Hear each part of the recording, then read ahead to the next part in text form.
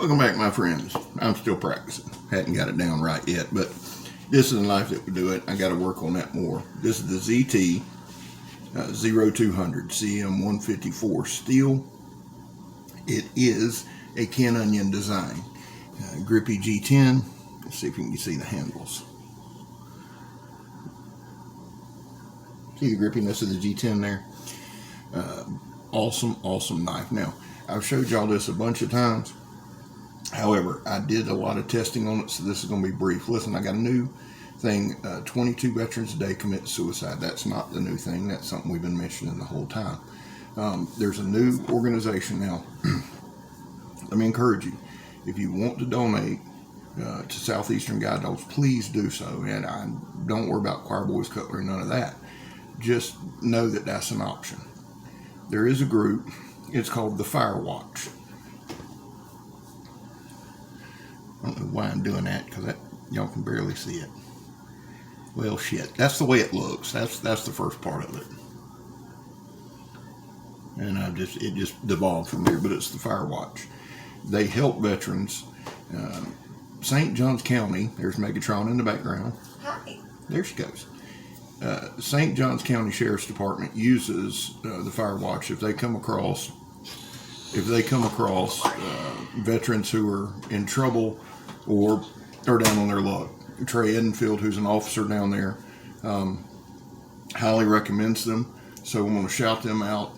We may do something. I don't know that we'll do anything before Christmas. Now, if you want to donate, please look up the Fire Watch. Know what they're about. Southeastern Guide Dogs. Those are the two. I'll introduce some more as we go. And if you've got some charities that are legit and that will help veterans, especially in this arena, somewhere that veterans can call, let us know. So remember, 22 veterans a day. And guys, if you're a veteran, if you're suffering, please reach out to somebody you trust. Know that we care. Also, our Leos, our law enforcement. I just mentioned Trey and Megan and I both, Megatron and I both have probably 100 friends who are law enforcement. So we back the blue, and we do that by not breaking the damn law. Now, that's not always easy, but we do it. To our addicts, know you're welcome here. Fight the fight. Never quit quitting. So with all that said, I love you. I'm Scab. She's Megatron. Lola's down there, and Tucker's in there, and you're not. So without any further ado, enjoy the show, son. My eyes stayed straight this whole damn time. I'm just going to look at y'all. Yay! Well, thank you, Scab. That was a heck of an introduction. It's good seeing Megatron again, and Lola and Tucker and all the whole family. Right here, we're just hacking up some of these vines. Now,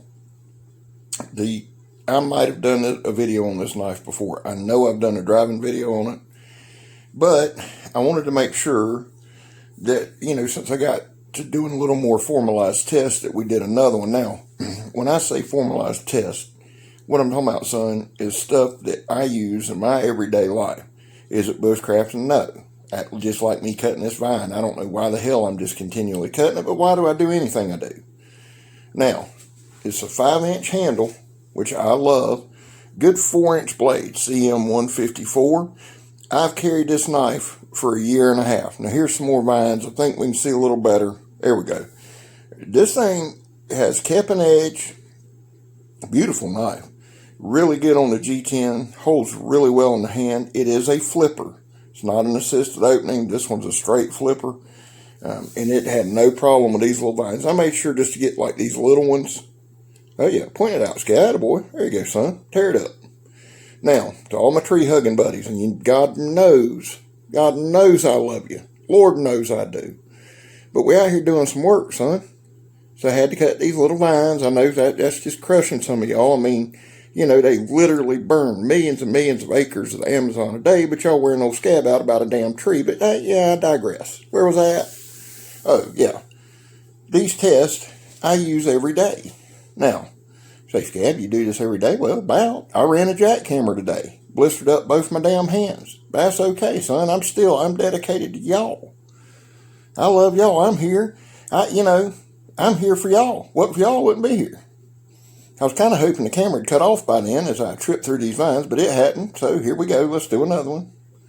Of course, it's going to be off cans of briar, rip my legs slap open. I'm trying to act calm and nonchalant. Do a pretty good job of it. And again, this knife does a great job. This is a good slashing, good stabbing, good cutting knife. It's got a little bit of a recurve. I love the design. I've told y'all before. I've got a lot of knives that's got that recurve in it. It's a good chopper. It's a good cheater, too. Makes you look like you know a little bit more than what you're doing than what you do, honestly. And there I am, back in the woods, just kind of cutting and going, you know. Still hoping the camera shut off. It didn't, so let's cut some more. There you go, Scap. Good job, son. Now, some of these it sliced right through, and some it just bounced. And for whatever reason, I always decide to find some kind of oak tree out there that's just rubbery, and you couldn't cut, son, with the sword of Mars, if that's even a thing. I may have made it up. That backhand, look at those Scabs spinning that thing around, son. There's a much better shot at the G10. Y'all see the heft of that knife. Now, I've carried this knife about 1.5 years. If I'm going to do like some heavy duty stuff, you know, like smacking a stick with it or something, I carry this knife. But like heavier jobs, I'll carry it. I carry it a lot during the day, working with utilities. There's just times, man, you do have to kind of cut your way through or cut wire or do whatever, you know, throw it at people, whatever the case may be. And y'all, look at that. Right through that hose, just gliding on through it.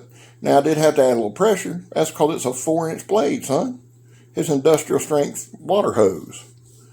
Get no cheap crap. I wish I would have got some cheap crap to do this with. It's my good damn water hose. Whatever. I'm here for y'all. Now, these are kind of, now I don't cut water hose every day. I don't, you know, baton boards, but these are things that I do cut and use in a different material. So, now you see me how to pull it there, son. But I, you know, I challenge anybody to do it. Now, this is my phone cord charger. Y'all know I got about 1,000 of these. I have to buy one about every other week. JC screws mine up. Love you, JC. Appreciate it, son. Look at that. Choppability. And again, I'm not going to do something one time. I'm going to show y'all 50, 60 times. See that? Chop that right up. Chop that. There we go. There you go, Scab. I'll get locked in on something, son. You can believe that. Now let's see what we got here. Just some regular cutting. It's a little 1.5 inch a lathe, you know. We don't use them that much on the Sioux side, but now Survey, they use some things on the regular. And I got a truck full of them, mainly so I can, you know, baton and that kind of thing. The one thing I'm going to say about this knife that I genuinely love, and I've developed it, you know, over the time, really over the past 2 years. Meeting Kurt, getting to know Kurt, learning about knives, starting this channel, and you see how it just blows through there. Just, this is some old crappy material, umbrella holder, but it cuts it up. But the one thing I've become to learn and appreciate is the different steels. Now, do I know them all? No. Am I learning them? Yeah. One thing with me is I tend to stick with my favorites.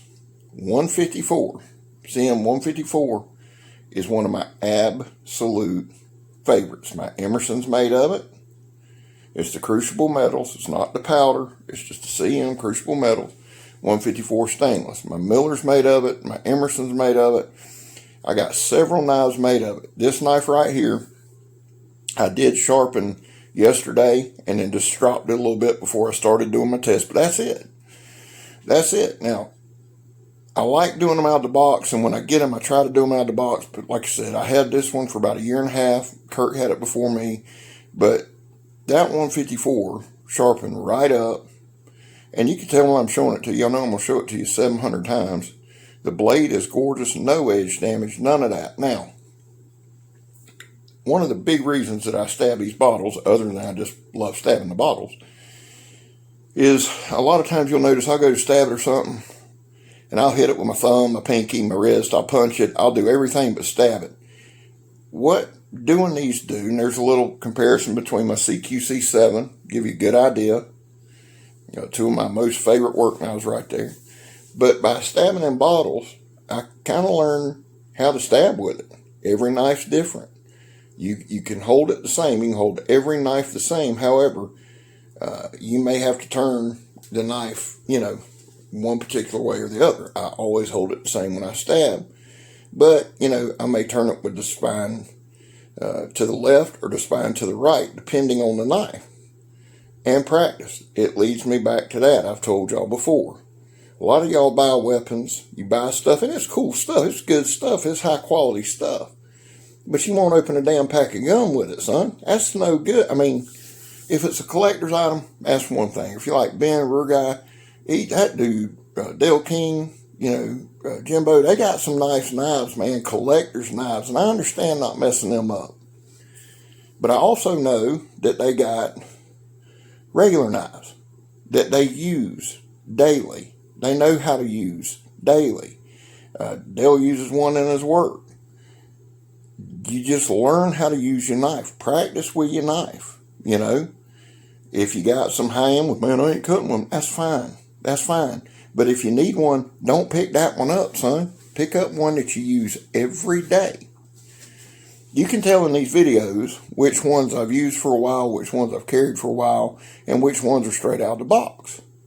There's a little learning thing with it. Now, I'm going to tell you something about this knife right here. Because of that recurve, because of that belly, batoning these little 1-inch deals, ain't nothing to it. No damage on the spine wax. No damage to the edge. And y'all know I don't do something just once, son. I'm going to wear it out. Now, we come down to that part of the video. Scab, do you recommend a knife? I recommend just about any ZT. I'm going to be honest with you. I've got a 0303 that I got to find because it's like $400. But it's another heavy-duty work knife. Now, those two, the 0303 and this 0200, are my ZT work knives. Now, I've got a couple of the Sunday go to meetings. There we go. See how I just punch out with my pointer and my bird finger? Got to get better with that, son. But now my Les George that Kirk just gave me, my Hinderer, that kind of thing, got a couple more that are my Sunday go to meeting. So ZT covers a broad spectrum. Do I recommend a knife? I recommend you have a zero tolerance in your collection, yeah. Or Kershaw, or both. Kai, KIA, is the parent company for both Kershaw and Zero Tolerance. And they make some fine knives. Now we're coming up to that part. Oh, look at that, son. That's Scab Pseudo. I'll give y'all lessons for $200-300 pop, Here's the Donnie B all day, and that's just what we're calling it, drop test. The D-Bad drop test. Watch old Scab, I'm going to throw the crap out of it. Look at that. Well-balanced blade. It's a heavier knife now. A lot of heft to it. Heavy knife, but look at that, son.